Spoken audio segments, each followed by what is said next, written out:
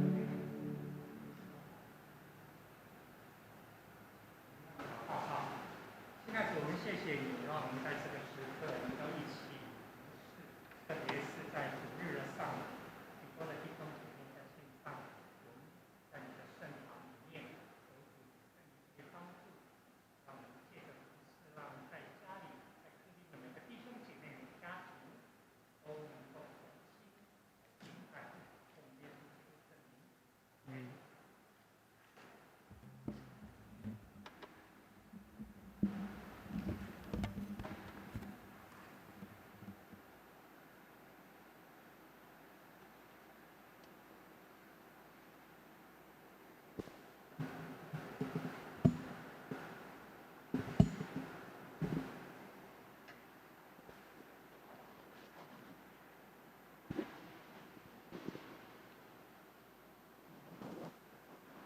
弟兄姐妹平安，感谢上帝，我们今天又是主日的早晨，能够一起在这里来线上敬拜。我们在上个礼拜，很多弟兄姐妹有回馈说，很高兴可以在荧幕前跟我们礼拜堂现场敬拜的人有一个连结，所以这个礼拜呢，我还是要再次邀请大家，在我们等一下要一起来敬拜今天主日之前，要用击掌来一起欢庆，也欢迎大家一起参与今日的线上敬拜。昨天如果你有看过古伦神父的演讲，你就会晓得这是一个现在很流行的连结方法。虽然你在家中，可能在你自己的位置、你自己的岗位上，并不在我们的礼拜堂，但是借着 High Five， 我们今天又一起连结在教会里，我们可以一起在上帝的面前来参与今天的服事。所以还有5秒，赶快 加入 High Five 的行列，相信这个祝福可以临到你的身上，耶！感谢神。那我们今天要开始敬拜之前，我们要一起来祷告。创造万有的上主，我们再次来到你面前，献上满心的感谢。谢谢你赐下新的一天。当我们早晨起来，看见太阳升起， 万物运行，我们就知道天父你仍然掌权在这个世界中。即便过去的1周，可能我们还是经历了一些的黑暗、愁苦，疫情的发展，社会的许多的争吵，让我们可能都经历了我们非常沉闷、忧虑的1周。也有可能那个黑暗是在我们的世界、 我们的家庭以及人际关系当中，但是上主，我们仍然来到你的面前。可能我们在这过去的1周里，也在许多的事上得罪了你，但求主你的恩慈与怜悯帮助我们，让这些过去都一起埋葬在基督里。借着基督，我们能够在今日早晨 来欢庆一个复活的主日，来欢庆一个复活的生命。主就把你那复活的能力再次赐给我们，使我们心中重新燃起新的盼望与平安。主，我们的社会实在需要你的怜悯，因为我们看见许多事情不是照着我们所预期的在发展。可能我们经历了努力许多， 但却不是我们预期的结果。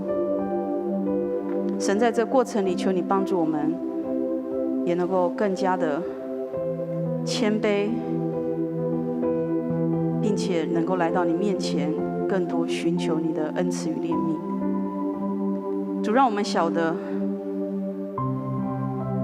前面的道路，还有我们所期待的拨云见日的日子， 是在你的手中，因此主求你赐给我们一个信心，叫我们时刻仰望你在我们当中做按你自己心意所要成就的心事。天父，因此求你帮助我们所有的人，特别是你的儿女们，每一个人。现在我们不是在礼拜堂来敬拜你，而是在我们的家中，在我们自己个人的工作岗位， 我们个人的生活里，主，我们就成为了那个教会，也就求你帮助我们更清楚知道，我们每一天要怎么样将你的心意向这个世界来活出来。求你更新我们，使我们不再用旧有的方式、旧有的习惯以及眼光来看待我们所处的环境，乃是我们能够持续在你的里面站立等候，看那位创造宇宙万物的耶和华上帝要如何为我们成就大事。恩主，因此求你帮助每一个弟兄姐妹，主，我们可能正在那个等候的时刻里，因此求你帮助我们的等候是更加的炼净我们的生命，更加的能够安静聆听你的声音，并且我们能够向世界展现我们是一个生命的共同体，我们彼此需要，我们也彼此帮助。虽然前面的困难如此的大，但是恩主，在我们彼此互相的扶持里，我们可以看见上帝的爱在我们当中怎么样带领我们突破这一切的困难。赐平安的主耶稣，我们相信你永远不离弃我们，而且我们相信圣灵总会在前面为我们开路。这条路也包含了我们能够在你里面安息得力，并且也包含了你那深不可测的怜悯。因此恩典的主，求你帮助我们，不论我们接下来还会经历什么样的事情，主，感谢你让我们不论处高处处低处，处丰盛或处缺乏，我们都能够随时随事得着力量，因为我们晓得并不是我们靠自己活着，乃是靠耶稣基督在我们里面活着，我们就能够继续的走向这个世界。恩慈的主，若你许可，求你怜悯我们的国家。主，你看见我们正在等候，不论是疫苗或者是更大可以解决现在问题的方法。神，我们知道终究答案在你的手中，求你帮助我们所有的人能够更加具有怜悯的心，我们能够在现在自由受限的时候，我们愿意为彼此来互相忍耐，我们愿意看见那些为我们在努力奋斗的人的时候，我们就自我限缩，愿意彼此成全，彼此担待。恩主，求你帮助我们整个社会真的是经历这一场的考验，我们得着了我们应当得着生命的功课。主，帮助我们不是只有求那肉体的疫苗，而是经过了这一场的洗礼，我们都得着心灵的疫苗，就是知道生命在你的手中，只有相信你，在你里面我们才能够得着生命以及永恒的盼望。恩主，若我们力量不足，信心不足，求你的圣灵持续来帮助我们，激励我们，使我们知道如何向你祈求，使我们知道如何用你的眼光持续的来看待这个世界，也持续的向你来祷告。天父，我们真的感谢你，因为我们仍然也看见，即便在这样的一个苦难当中，还是有许多人他们持守了他们的良善，有许多人他们仍然愿意继续将自己摆在你的手中，成为一个祝福这个世界的人。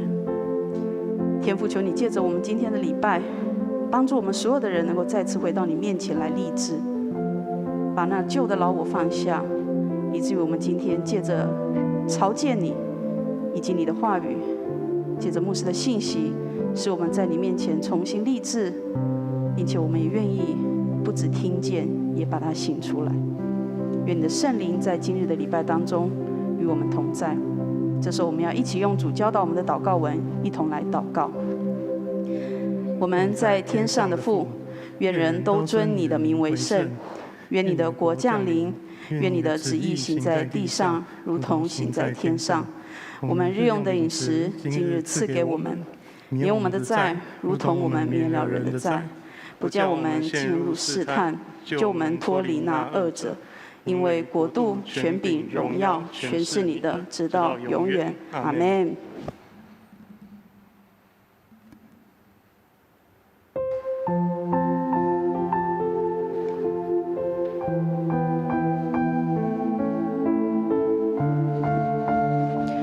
我们一起来唱：有一位神，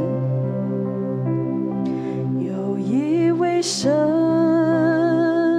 有全能创造宇宙万物，也有温柔双手安慰受伤灵魂。有一位神，有权柄审判一切罪恶，也有慈悲体贴人的软弱。有一位神，我们的神，唯一的神，名叫耶和华，有权威荣光，有恩典慈爱，是昔在今在永在的神。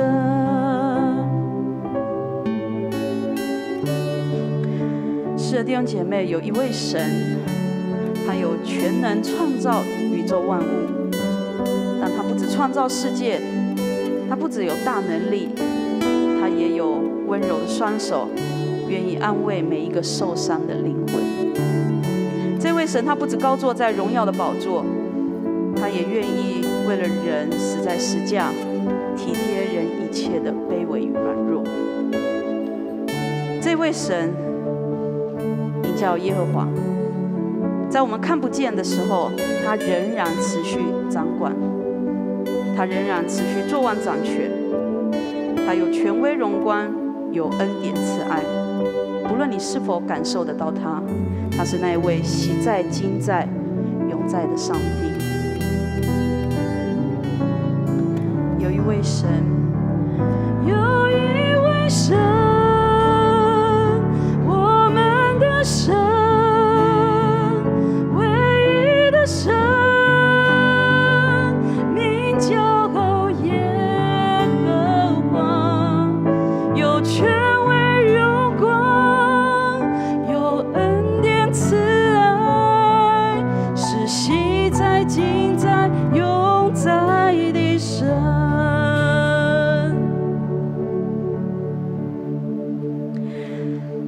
这位耶和华上帝是那位成就不可能的上帝，他是在旷野中开道路，在沙漠中开江河的神。这时候我要邀请弟兄姐妹，若在你的家中，你可以从位置上站立起来，我们一起来敬拜赞美他。你成就那不可能的，在旷野中开道路，远超过我的意念，让旧事不再束缚。你成就那不可能的，在沙漠中开江河，远超过一切想象。我生命已被更新。你成就那不可能的，在旷野中开道路，远超过我的意念，远超过我的意念，让旧事不再束缚。你成就那不可能的，在沙漠中开江河，远超过一切想象。我生命已被更新。在我敌人面前，你为我摆设；在我敌人面前，你为我摆设筵席。你让我抬起头，不再绝望难过。抹去我的伤痛，解开灵魂的枷锁。胜过了旧的我，从此不再回头。你成就那不可能的，你成就那不可能的，在旷野中开道路。你超过我的意念，让旧事不再束缚。你你成就那不可能的，在沙漠中开江河，远超过一切想象。我生命已被更新，在我敌人面前，你为我摆设筵席，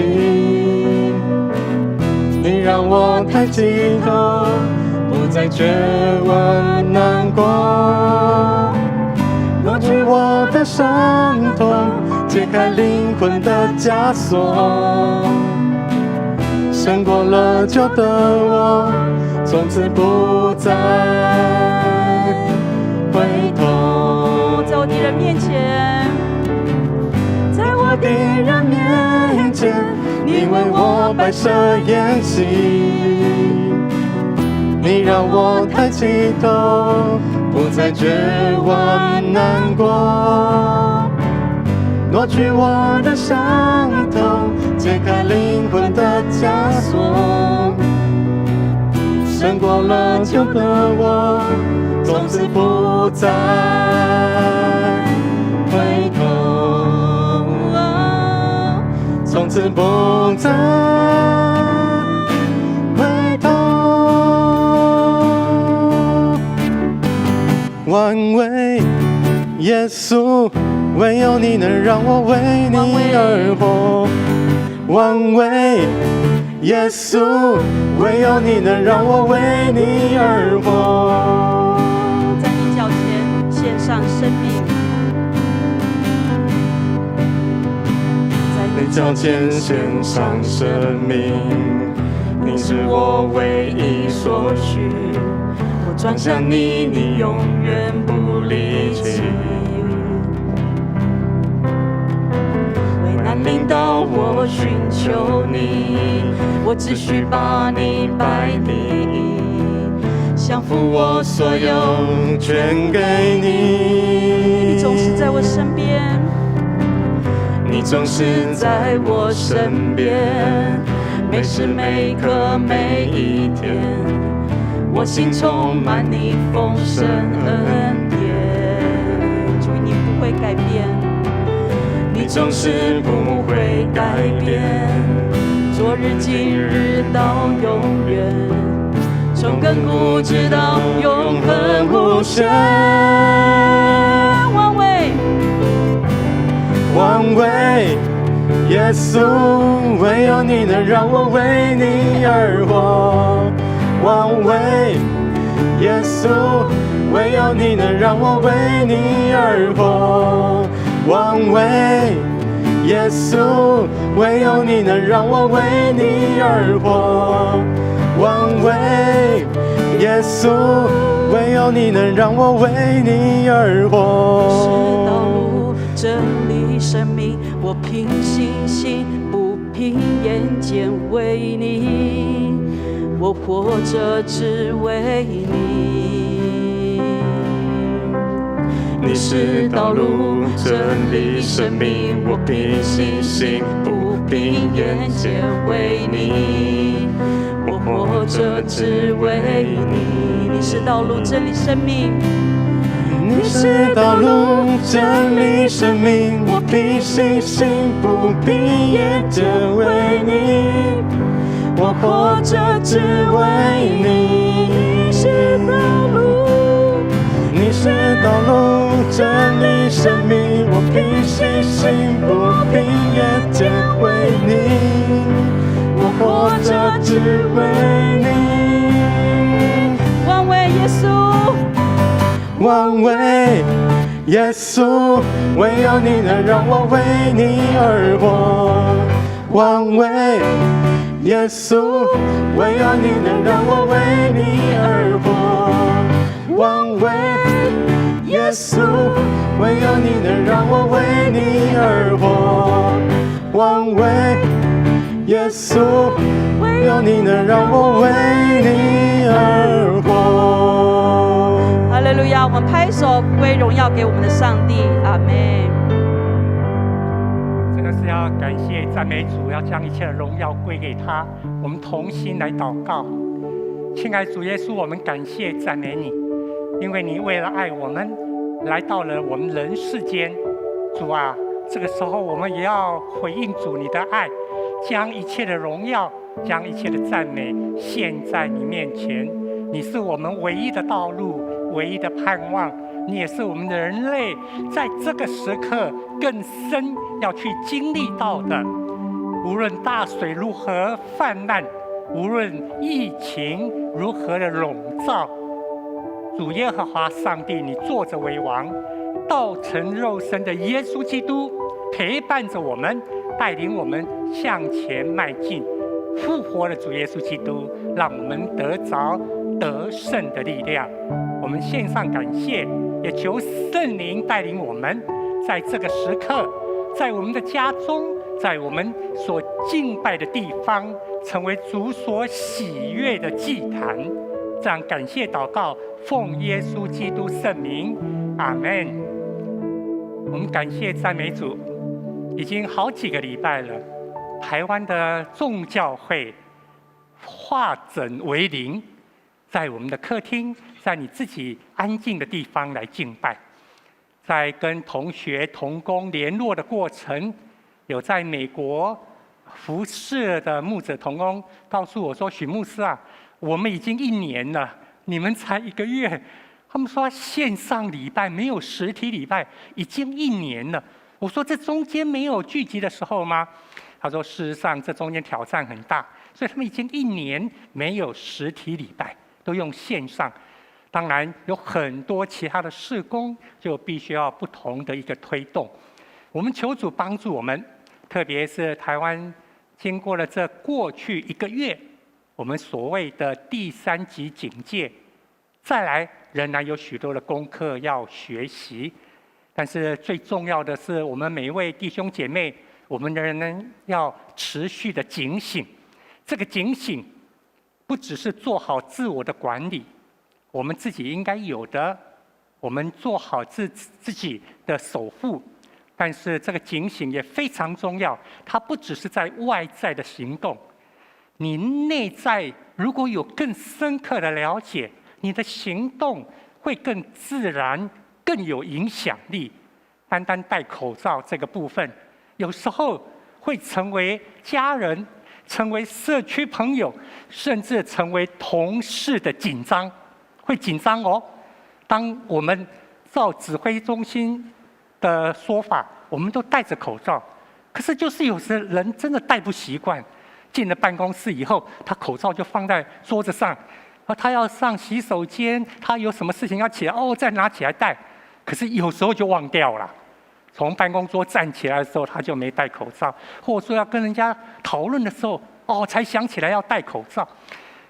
这样的一个紧张就产生了，有时候主管没有注意到，没有特别的指令，大家就越来越松散，这个也造成了我们的紧张。身为基督徒，我们要更谨慎。这种谨慎不只是外在的这些动作，我们求主帮助我们，让我们的心能够有主上帝他给我们的力量，我们能够有更深刻的一个反省。我们知道，当我一个人，我们自己做好自主管理的时候，它会带来影响力的，不会成为别人的负担，而且才能够帮助整体。我们相信一个人做好自主管理，就像蝴蝶效应一样，它会卷起一个暴风，一个飓风。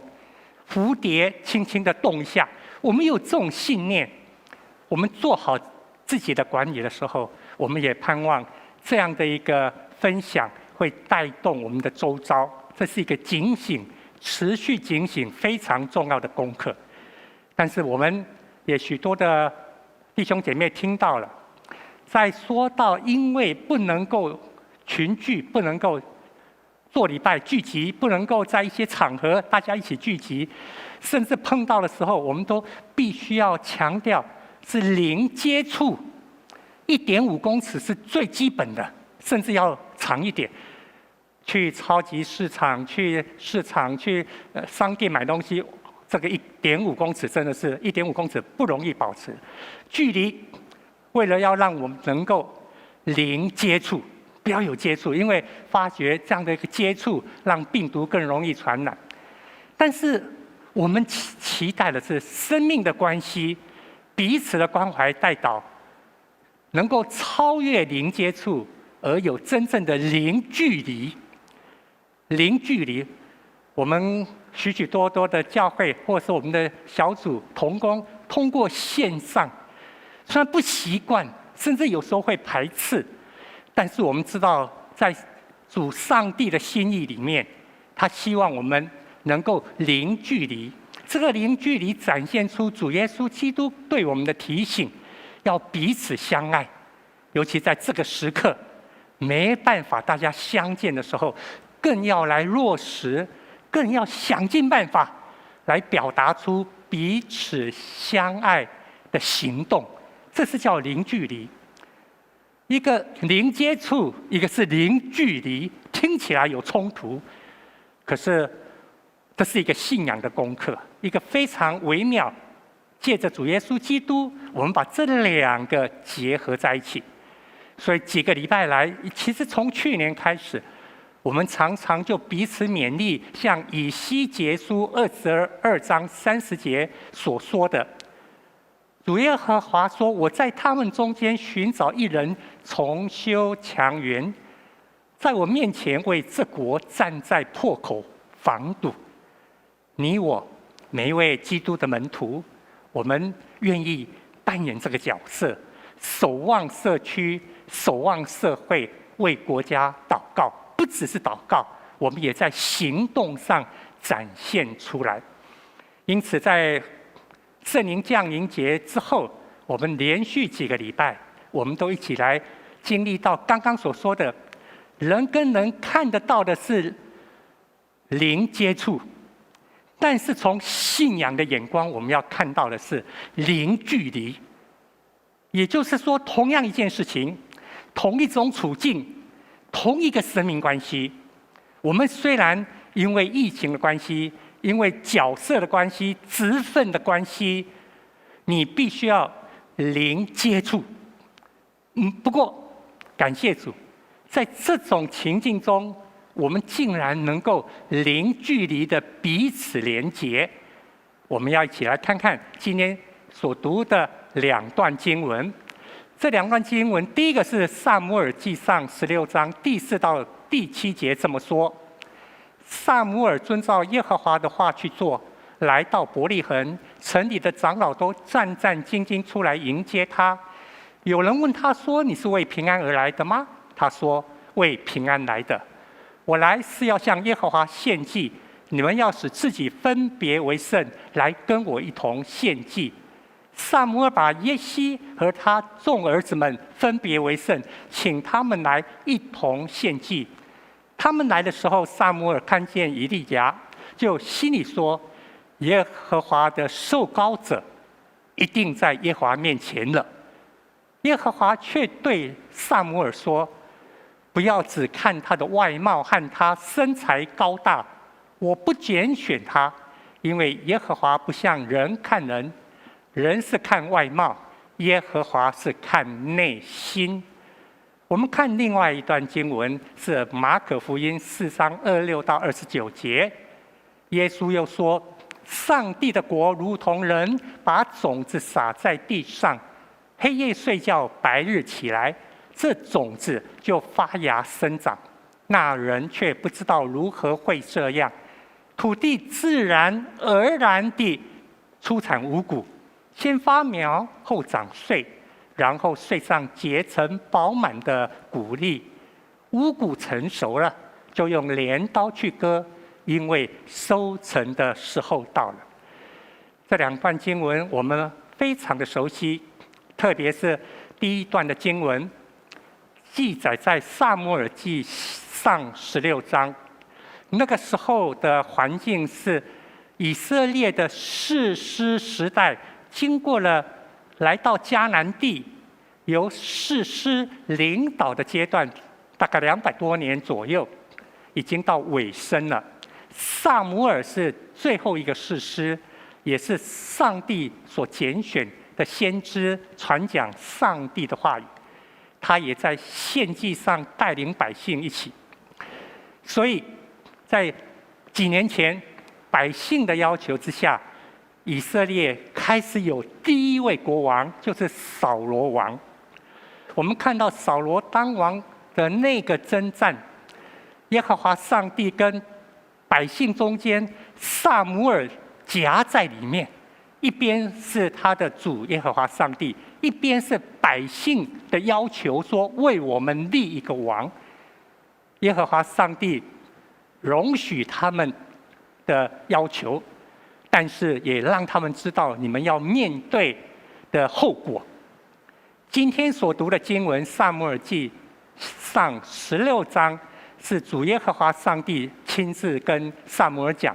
在我们刚刚读了经文的第1节，16章第1节，耶和华上帝跟撒母耳说：“你将膏油盛满了脚，来，我差遣你到伯利恒人耶西那里去，因为我在他儿子中已经看中了一个为我做王的。”这是一个新时代的一个宣告。以前我们如果注意到撒母耳记上第8章、第9章、第10章，那个时候百姓看到周遭的国家都有王，我们没有王，所以他们要求立一个王。注意，第一个王是为百姓做王的。但是今天的经文一开始16章第1节，耶和华上帝跟撒母耳说：“我自己来选这个人，不是为以色列，不是为百姓做王，是为我做王，来管理百姓的。”因此，撒母耳就听了这个命令，到伯利恒。伯利恒在耶路撒冷南边、西南边，大概7、8公里的地方。今天我们都去耶路撒冷，一定会安排往伯利恒去，游览车坐，不久就到了伯利恒的地方。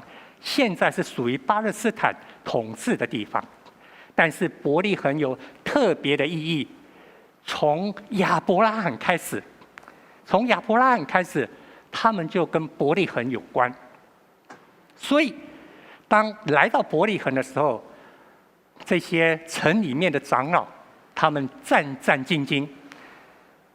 从他们的历史知道，士师一旦来了，就表示要带来审判。士师是一个领袖，士师这个字就是 judge， 就是审判官，就是审判者。士师来了，就表示有案件，有事情发生了，他到底要来宣告什么事情？所以这些长老才会战战兢兢。难道我们哪个地方处理不好吗？什么事情被老撒母耳知道了，所以他们会问：你是为了平安而来呀？这句话相对的就是，或者是你要开庭了，你要开庭要审判。这是我们每个人的心情啊。当我们看到主上帝的仆人到我们中间的时候，我们也是期待他来是为我们祷告，为我们祝福，为我们求平安，而不是来到我们家来探访、来小组聚会的时候来提醒我们有没有用心在灵修生活啊，有没有把上帝的话好好的研读啊，有没有落实彼此相爱啊。我们总不希望他唠叨念这些啊，甚至来看看我们做的怎么样。我们也是期待真的是带来平安。这段经文非常重要的是，当撒母耳知道他的使命，带领伯利恒的百姓，他自己也献祭，而且最重要是要把耶西这位先生他的家人一起来献祭。这是一个大家可以接受的，但是撒母耳要借着这样来完成上帝交托他的使命，就是为那个要为耶和华上帝做王的人，他要给他一个记号，一个给他膏抹，让众人知道从这个时候开始不一样。我们看到右上角的图，你会看到几个哥哥，那个眼睛看起来很奇怪，怎么会是他呢？对不对？怎么排也不可能排到这个小地，连在外面看着羊都不可能做得太好，怎么会是他呢？这些哥哥从第一个、第二个、第三个撒母耳一个一个看都觉得不错啊，偏偏耶和华上帝这句话到今天还是我们很大的警醒跟提醒。主上帝在看人，不是像人在看外貌，他是看内心。从另外一个角度，是人的现实面，我们一碰到了所谓的第一个印象，所谓的第一个印象就会影响很大。我们从这个边切入，但是这句话告诉我们，当你碰到一个人的时候，你要从看不到的背后来看。我看过一些记载，不知道是如何去查证，但是有一个中年，大概在公司工作了10来年，差不多30来岁，看到一个公司他要甄选人才，那他因为刚刚工作10年，离开了原来的地方，他就去 interview， 想着以我自己10来年的经验，在1980、90那个时代，他对资讯工程的概念。他想他应该可以很轻松的去 interview， 初选过了，没想到 interview 的时候，前面3个主考官跟他的一个对话，他们提出了一些问题，他竟然没有听过，没有想过，同样在资讯工程里面，同样在所谓的电脑这些领域，怎么会有这种想法呢？那一天的 interview 让他哑口无言。回家以后，这位30多岁的先生想到家里的孩子还要奶粉钱，太太家人还要需要，虽然很真的是挫折，自己10几年的经验比不上那些20来岁年轻人的那个同样来面试的。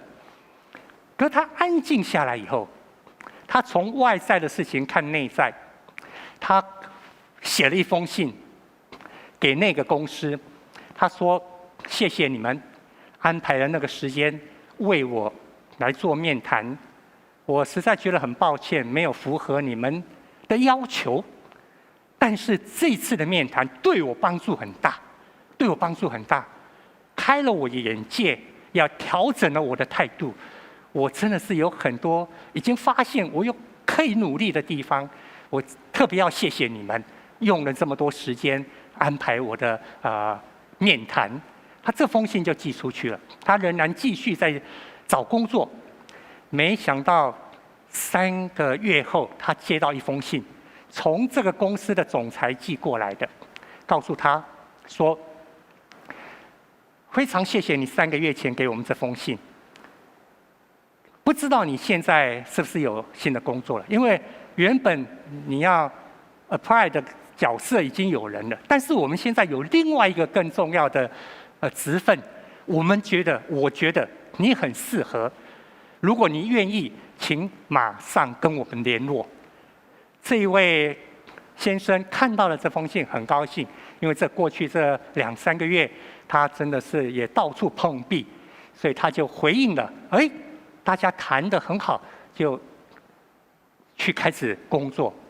听说这个人后来做到微软的副总裁。Microsoft， 原本这个已经是20-30年前了。那位主考官他说：“我面谈那么多人，几千几万个人，没有一个人后来还这么慎重的来写一封信，被拒绝被拒绝，甚至没有领车马费。有的人面谈他还会付你车马费，没有被拒绝了，竟然还写了。”一篇那么诚恳的一个谢谢，他觉得这个人的态度绝对没问题，他的能力是可培养的，眼光已经不同了。主耶和华上帝看人的内心，另外一个说法，这个看内心，再说到是说从心中的眼光来观看。以弗所书1章17、18节这么说，来。上帝把那赐人智慧和启示的灵赐给你们，使你们真正认识他，照亮你们心中的眼睛，使你们知道他呼召你们来得的指望是什么。他在圣徒中所得荣耀的基业是何等的丰盛。如果我们心中的眼光被圣灵照亮的话，被上帝的智慧跟启示的灵来照亮的话，你就会发现，今天疫情笼罩，今天有那么多的担忧的背后，上帝呼召我们的指望是什么？给我们的基业是何等的丰盛？这是我们心中的眼睛，要跟耶和华上帝的眼光结合在一起。我们刚刚所读的经文特别提醒我们这样，我们也看到主耶稣，看到圣经不断在展现提醒这个。还记得耶稣在出来传上帝国福音的时候呼召门徒吗？有一个门徒腓利看到了耶稣所讲的，他就赶快去找他的伙伴拿但业，说：“这一位弥赛亚可能就是这位耶稣哦。”我们还记得拿但业，他在无花果树下，他讲了一句话：“拿撒勒会出什么好货吗？拿撒勒怎么可能出什么有能力的人呢？不可能。”但是腓利还是邀请他来。结果他去到看主耶稣的时候，耶稣看见拿但业向他走来，就论到他说：“看哪，这真是个以色列人，他心里是没有诡诈的。”圣经里面我们学习耶稣基督，我们从上帝的眼光看人的内心，没办法看动机呀，对不对？你今天根本看不到人里面心里在想什么。但是这句话回过头来告诉我们，像耶稣说的，我们从心里看他，看到他心里没有诡诈，这是心中的眼睛。你心灵的眼睛，心中的眼睛有没有打开来？打开来的话，就会看到主耶稣的比喻。马可福音说到这个比喻是它的独特性。上礼拜我们有提到马太、马可、路加有很多的比喻，很多的经文都是融合在一起的。但是撒种的比喻，你在圣经里面会看到三大类、三个主题，唯独这个只有马可有，所以你就可以看到马可特别要提醒一件事情。耶稣说到上帝国，上帝掌权，就像主祷文，我们说愿你的国降临，你的旨意行在地上，如同行在天上。这就是上帝国的实际，就是上帝国的内容。上帝国降临是什么样呢？主的旨意在地上，如同在天上。主的旨意在地上畅行无阻。你我每个基督徒，甚至还没有认识主上帝的人，都让上帝的旨意在地上畅行无阻。这个时候就是上帝国。什么时候发生？怎么发生？耶稣用种子成长的比喻来说，它是自然而然成长的。我们只会撒种、浇水、除草，但是我们不知道它怎么会发苗、发芽了、长苗了、长穗出来了、结实了。农夫不问为什么，他只知道他谨慎殷勤工作，他知道那位让一切成长的上帝会让我有果实。所以我们在说到自然而然，不是不理他，而是知道上帝让生命成长。成长的过程我们不知道，晚上睡觉，白天起来工作，就是这样一天一天。你每一天看不到改变，1个月就不一样，1年更不一样，100年更不一样。在这个过程中间，让我们看到自然而然上帝的旨意在落实下来。我们在台湾最近为了这个整个的疫情，我们看到觉得比较舍不得的是，还是会有一些吵吵闹闹纷争的地方。有的人单纯表达一个意见，就很容易被引用，然后成为人家的攻击。有时候有专业的人士，他们有好的意见，他们会很好的整合，但是被其他的人一引用，就乱了招了，就乱了套了。这是我们最近看到比较可惜的地方。可是呢，我们相信主上帝在掌权。我们常说，这就是台湾这30-50年意识形态、国家认同或方向的奔跑，这个地方仍然是需要很大的整合。有人就问说：“牧师啊，那怎么办？乱糟糟。”我说：“你放心，你要知道上帝在掌权。为什么？我常常举那个例子，美国建国已经200-300年了，但是你知道，美国的女性投票权也不过才100年而已。也就是进入了20世纪初的时候，美国的女人还不算人，在国家的事务上面，在国家的领域选总统上面，女性还没有投票权。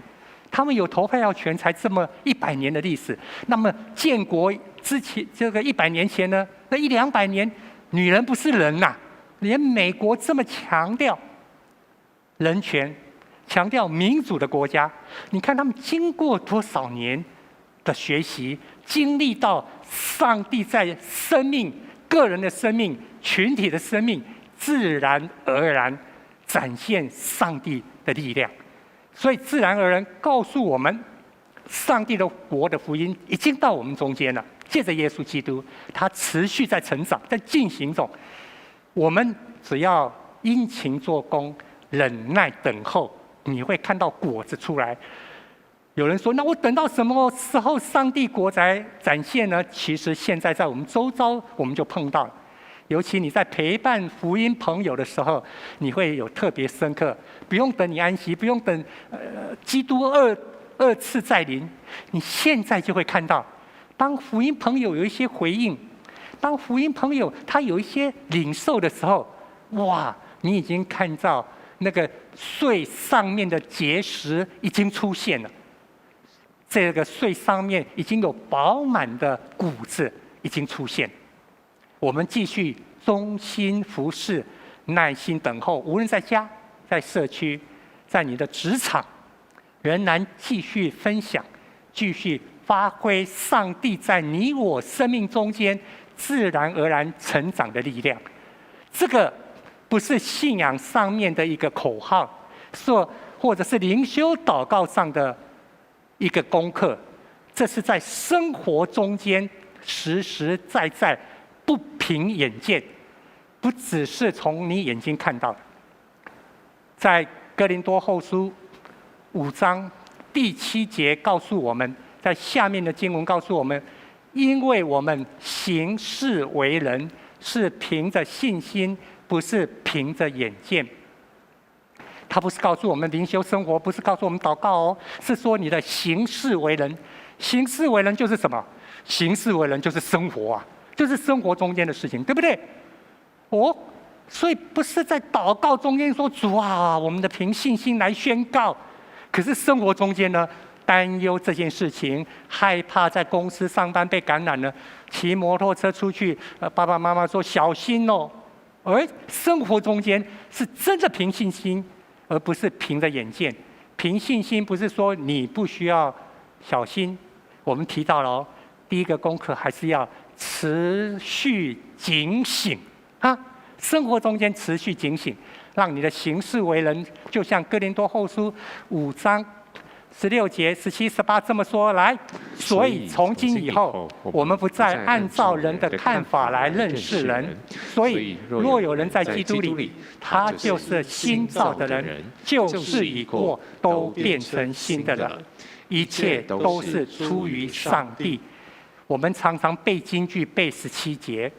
但是17节后面这句话告诉我们，上帝的掌权，上帝的旨意，他的意念，他的道路，或许真的是很高，我们离好远。但是当我们生活中间学习经历，不凭眼见，凭着信心的时候，就是从上帝的角度，心中的眼睛被圣灵照亮，会看到一切都是出于上帝。你眼睛所看到的旧事都会过去，都会变成新的了。在这种更新的过程中间，让我们能够更深，就像上礼拜我们分享的，你在今生有今天、明天，生命的过程有今生跟来生，你会有这样的一个进程，这是自然而然的一个进程哦，自然而然的一个进程。还不知道来世永远彼岸天上是什么样，但是那个五谷的果子已经会看到了。所以在这个过程中间，让我们更坚定信心，凭信心，不凭眼见。许许多多人在生活中，他们是凭着眼见，或者只相信自己。那这些呢，带来了很多的纷扰、担心。你说牧师，你都不担心吗？我当然也有我的担心。你的家人有，我的家人一样有。每一天要去上班，放在祷告中，不担心吗？在路上可能还好，自己骑车或者是坐捷运，离大家远一点。但是在公司上班的时候，大家就聚集了，会担心吗？谨慎持守，做好自己的本分。另外，就像我们在教会的办公室，干事同工、牧者团队，我们一样继续保持正常的运作，以便于在线上的弟兄姐妹，你们在家里面能够继续。我们现在教会有几乎超过20线，一个礼拜7天里面超过20条线在线上，用 Google Meet、用 Line、用各种方法在那边互相关怀带祷、开会讨论。这个过程中间，我们仍然继续办公室，有时候5个人、6个人、7个人、3个人，但是呢，你说不担心吗？当然，偶尔会有那个念头产生。可是当我们回过头来，在生命中间，我们知道我们信靠的天父上帝，他时刻与我们同在，我们警醒在他面前，面对你手头上所做的每一件事情，将担忧交给他。人如果只是用自己的眼睛来看，凭眼睛来待人，只相信自己的话，只会带来更大的一个贪心、纷争、担忧，甚至让你烦躁，这些都不会给你力量。以赛亚书28章16节这么说：信靠他的人不致着急，不致惊恐。另外一个版本是这么翻：求主帮助我们，让我们可以生活中也学习经历到这种不凭眼见。主耶稣他本身就是这样啊，你才能够安稳自在，一件事情一件事情做。虽然说插播的事情很多哦，我们在疫情发生这段中间插播的事情太多了，但是当他听到那个海鲁来祷告，来跟他说女儿病了，他去了，门徒也跟他去了。如果我们看的第一张图，然后在路上插播出现了，他发觉有人摸他的衣服，拉他的衣穗子。他回过头来，原来是这位姐妹。经过了那个对话，他说：“你的信救了你。”结果这件事情耽搁了。去到艾鲁的家的时候，家里的人、旁边的邻居闹乱哄哄的闹在一起。为什么？人已经死了，你怎么不早一点来呢？对不对？在路上还做那些事情干什么？那牧师你应该准时到这边呢，你怎么晚到了呢？没有想到，原来路上仍然是在进行一件医治拯救的工作。虽然人的角度看，凭眼睛看是时间来不及了，但是如果我们不凭眼见，凭信心的时候，你看着耶稣基督拉着他的手，为他祷告，扶他起来，还交代他们的家人给他东西吃，因为他完全康复了。耶稣在客西马尼园的祷告，那是非常的紧张。最后的一个时刻了，最后一个时刻了，抓他的人来了，他知道这个时刻再来就没有自己了，要跟着这个过程走，很快就要上十字架。你还记得吗？约翰福音特别记载了这个人，这个仆人的名字叫马勒古，他被伤害了，耳朵被剁掉了。耶稣在那种情况下，竟然在生活中，他不是凭着眼见人家来抓我，我如何把握机会脱逃，或是我如何在这个机会为上帝国做见证。不只是这样，他为那位马勒古来医治，停下来把他的耳朵医治好了。不凭眼见，是我们在生活中从心中的眼睛来观看，领受上帝给我们的力量，平静安稳，活出新造的人的见证。彼得前书5章7节这么说：你们要将一切的忧虑卸给上帝，因为他顾念你们。注意看到英文的圣经，将你 care 的事情 upon him， 将你 care 的事情放在主面前，因为他 care 你，都是 care。我们所在意的事情，我们所忧虑的事情，我们所关心的事情，关心人的角度，关心就变成忧虑了。从上帝的角度来关心的时候，会变成关怀力量。不止上帝给我们关怀力量，我们也可以给那些忧虑的人关怀力量。我们一起来祷告。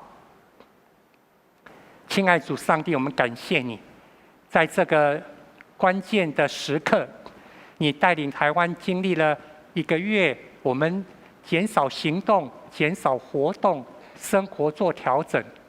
但是我们知道前面还有很长的路要走，甚至我们要学习在这种经常性的调整中间，我们要求主让我们能够真正成为一个新造的人。有主上帝你的光照在我们心中的眼睛，才能够让我们看到原来主你那奇妙的旨意。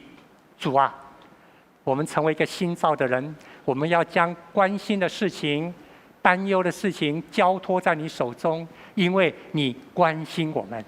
我们也要成为关心别人的人，让别人的担忧能够化解成为主你所眷顾祝福的。这样感谢祷告，奉耶稣基督圣名，阿们。阿们。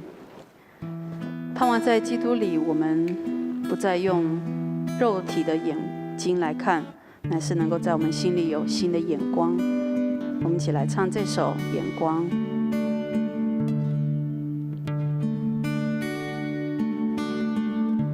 不管天有多黑，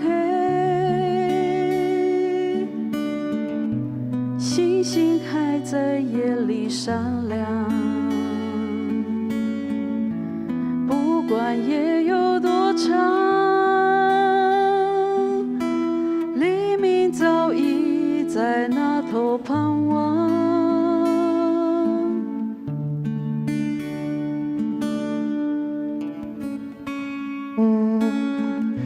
星星的歌把它踏在脚下，不管路有多远，心中有爱仍然可以走到云端。谁能跨过艰难？谁能跨过艰难？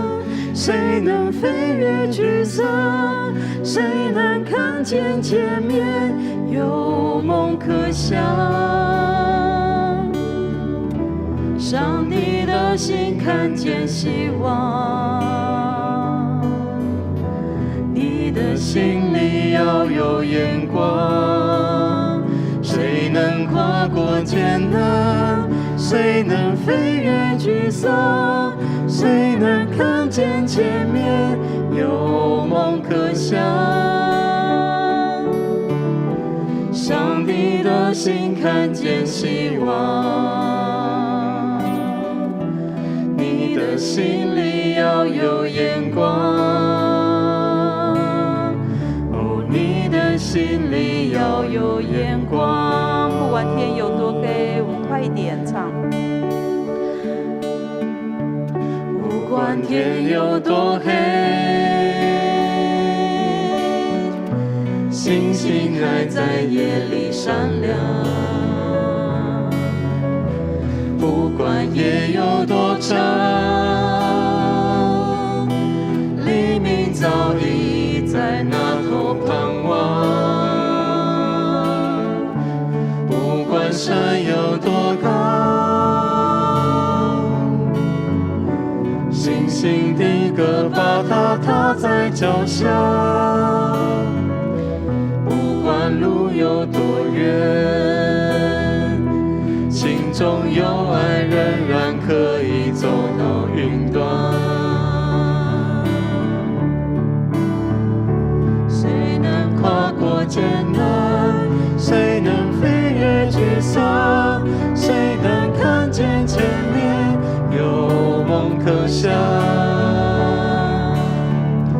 上帝的心看见希望，你的心里要有眼光。谁能跨过艰难？谁能飞越沮丧？谁能看见前面有梦可想？上帝的心看见希望，你的心里要有眼光。哦，你的心里要有眼光。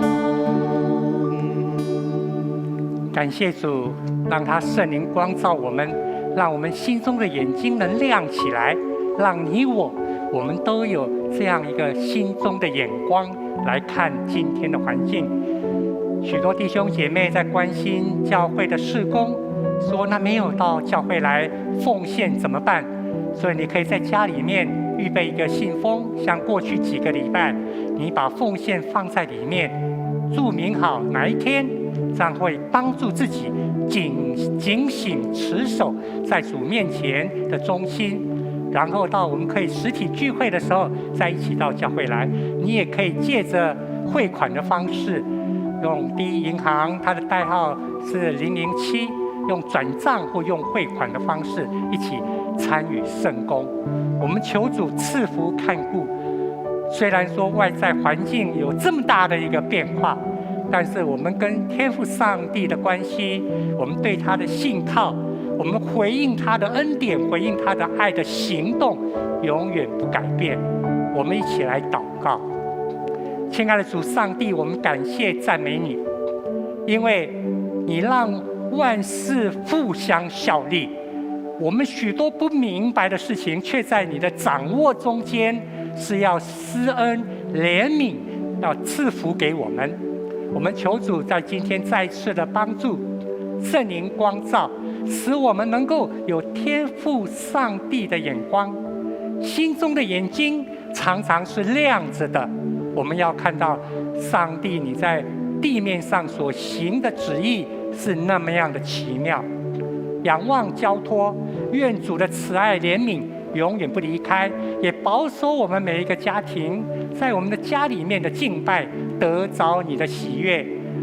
愿主耶稣基督的恩惠、天父上帝的慈爱、圣灵的相通扶持、安慰医治与你们同在，从今日直到永远。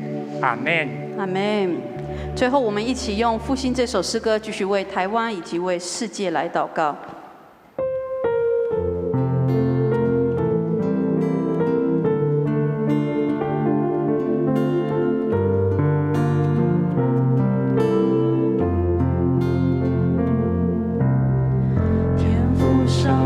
求你一直眷顾这荒凉的土地，因你是施恩怜悯的主，恳求你赦免我们的罪孽，求主医治这土地。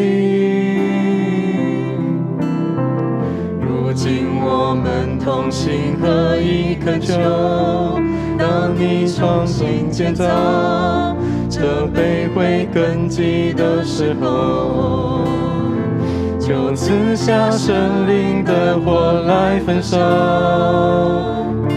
除去我们所拜偶像，恳求你赐下点燃复兴的生活，以真理话语来更新这土地。你恩典江河活水永流不尽，让生命的风吹在这地。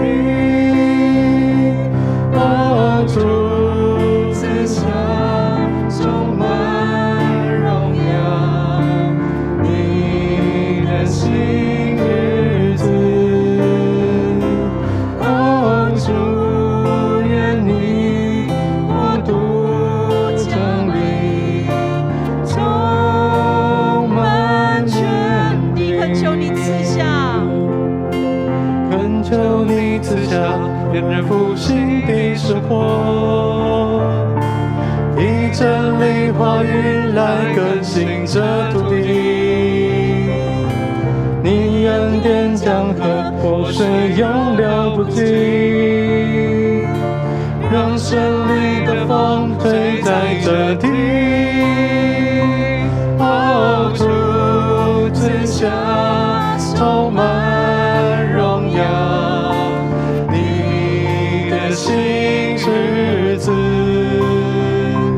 哦，主愿你国度降临，充满全地。我们今日的主日聚会到这边结束，平安。